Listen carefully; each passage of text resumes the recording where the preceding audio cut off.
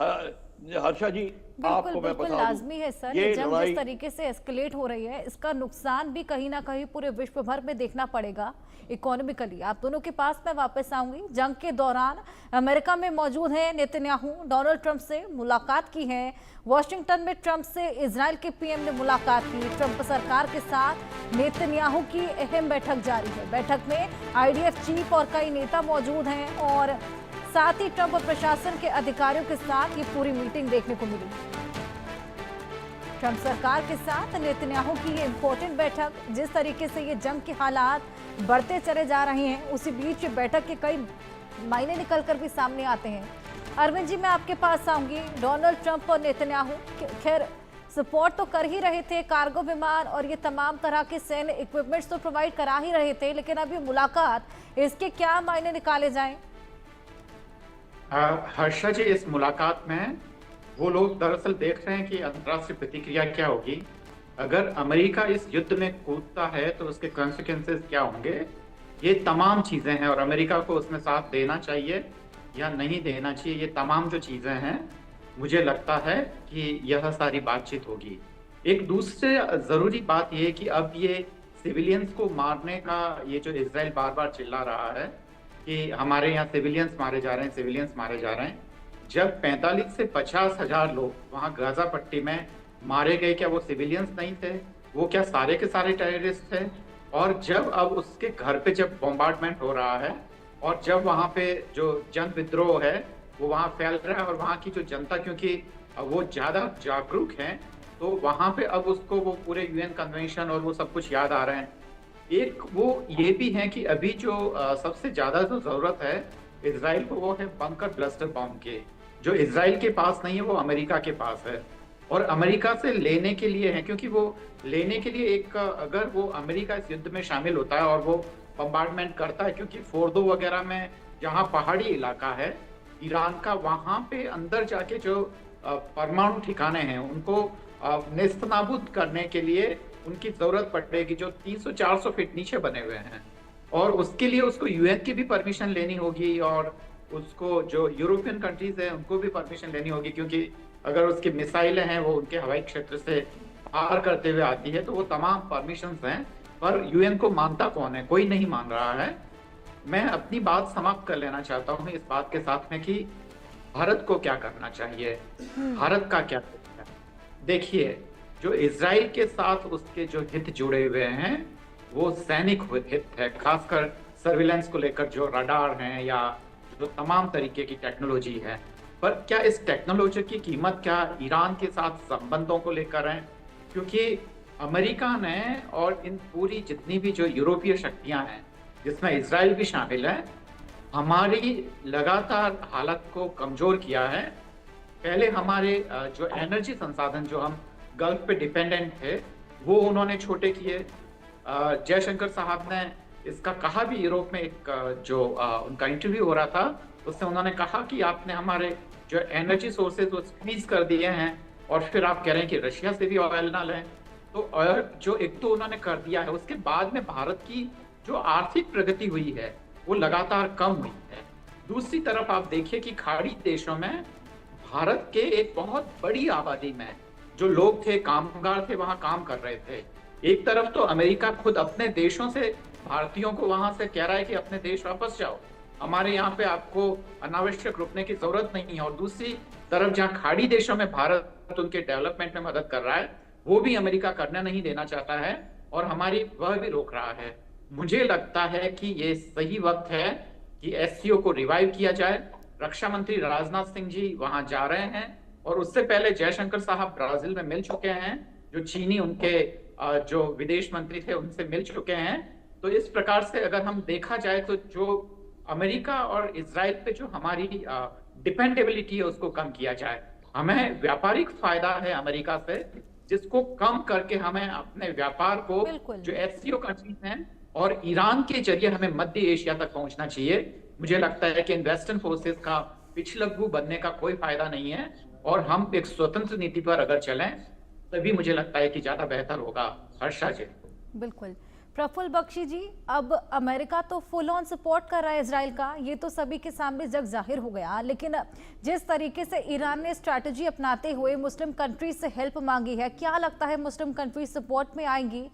हालांकि सऊदी अरब और ईरान की तलखियों के बारे में हम सभी जानते हैं, वो एक बेहद बड़ा चैलेंज साबित हो सकता है। लेकिन अब क्या ईरान कमजोर पड़ जाएगा? खामेनेई आपको लगता है सरेंडर करेंगे? हालांकि अनकंडीशनल सरेंडर की बात भी सामने आई थी जब ट्रंप ने चेतावनी दी थी, उसको लेकर भी खामेनेई ने बिल्कुल सिरे से नकार दिया था। देखिए, आप बिल्कुल ठीक कह रही हैं। बात सारी ये है, जिसकी लाठी उसकी भैंस। सारी बात ये होती है, अमेरिका जितना बात कर रहा है, सबसे ज्यादा हनन तो अमेरिका ही नहीं किए हैं। सबसे सिविलियंस पे इत्यादि अटैक वगैरह उसने ही किए हैं। मैं ये नहीं कहता कि एक साइड अच्छी है एक साइड बुरी है, दोनों अपना अपना फायदा देख रहे हैं और दोनों अपना फायदा उठाएंगे। इस समय जो प्रेसिडेंट के जो ट्रंप की जो बात कर रहे हैं, जो चेतावनी दे रहे हैं, वो चाहे कितनी भी चेतावनी दे दें, अभी तो चाइना ने और रशिया ने मिलकर कुछ कहा ही नहीं है।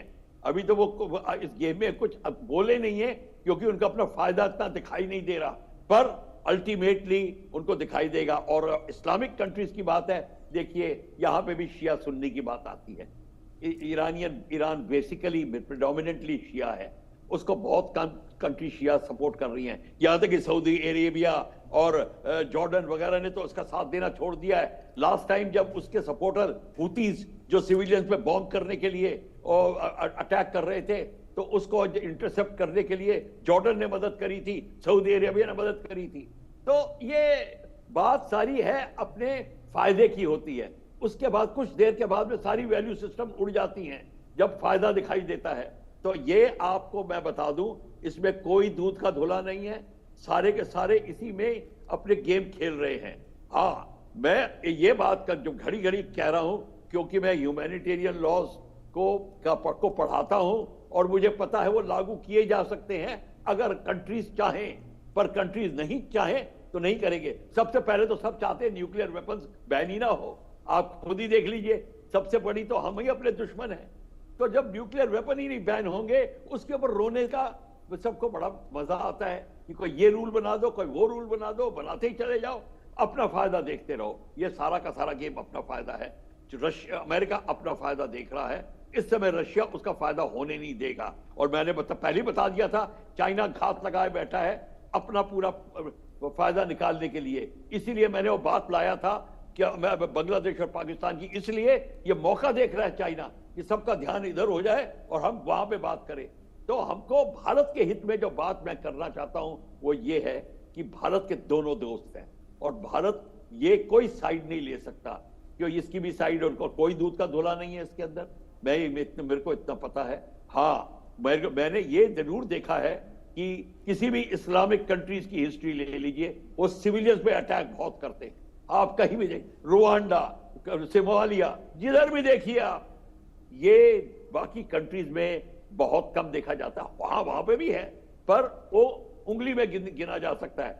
अमेरिका ही एक ऐसा एग्जाम्पल है जिसको कि आपने हमको, उसके कारण ही सारे रूल्स बने हैं। हमारे जो प्रोटोकॉल लिखे गए हैं वो अमेरिका की वियतनाम वॉर को देख के लिखे गए हैं। तो इसमें मैंने इसलिए मैं बताने की कोशिश कर रहा हूं, ये जितने भी हम अब पर्सनैलिटीज का नाम ले रहे हैं, ये कोई मदद नहीं करेगा अनटिल अनलेस प्रॉपर डायलॉग ना हो, और डायलॉग उन पार्टी से स्टार्ट किया जाए जिनका इसमें इंटरेस्ट इतना ना हो। नहीं तो मैं बता देता हूं, अभी सिमर डाउन हो जाएगा, फिर स्टार्ट होगा, ये चलता ही रहेगा, इसे रुकेगा नहीं, क्योंकि ये इट इज वर्थ इस्लाम के के अगेंस्ट है। इस समय ईरान की मदद इस्लामिक कंट्रीज नहीं कर रहे। हाँ, अगर खमीनी को मार दिया गया तब इस्लाम की थिंकिंग में शायद चेंज आए, वो फिर यूनाइट होने की बात कर सकते हैं, अदरवाइज नहीं। ईरान की कोई मदद इतनी नहीं कोई करेगा, डायरेक्टली कोई मदद करने नहीं आएगा, एक्सेप्ट हुतीस, हमास और हिजबुल्लाह, जो नॉन स्टेट एक्टर्स ईरान ने पाले हुए हैं। बिल्कुल, लेकिन पुतिन तो उतर कर आए थे समर्थन में। वो कह रहे थे कि अमेरिका को चेतावनी देते हुए भी नजर आए थे कि अगर अमेरिका पीछे नहीं हटता, कोई भी कदम उठाता है। बिल्कुल दे रहे हैं, वो चेतावनी दे रहे हैं अमेरिका को, और अमेरिका भी हंस के टाल रहा है। उसको भी पता है कि चेतावनी सिर्फ चेतावनी ही है और कोई बात नहीं है। तो चेतावनियों से कुछ नहीं होता। जिसका एक अच्छा वर्ड यूज करते हैं आप सब लोग, गीदड़ भपकी, वो कोई उसका फर्क नहीं पड़ता। अगर क्या कर लेगा पुतिन, क्या उसके कैरियर पे अटैक करेगा, क्या उसके मेनलैंड पे अटैक करेगा? तो ये जो बातें हैं, वो सैंक्शन लगा देगा, वो ट्रेड में कुछ कर देगा, चाइना को कह देगा तुम ये ट्रेड मत करो, उसे ये इतना करा दो, वो ज्यादा इफेक्टिव होता तरीका। तो उस तरीके पे जरूर आएंगे वो लोग, और ये देखने की बात। बिल्कुल, यहाँ पर दो फाड़ नजर आ रहा है। कुछ देश ईरान को सपोर्ट कर रहे हैं, कुछ इजराइल को सपोर्ट कर रहे हैं, लेकिन हस्तक्षेप अगर देखा जाए कहीं ना कहीं ट्रंप का बेहद ज्यादा इजराइल के साथ में, और वो भी बिल्कुल प्रोवोकेटिव। आप दोनों के पास मैं वापस आऊंगी, कुछ जानकारियां दर्शकों को दे दें। क्लस्टर बम कितने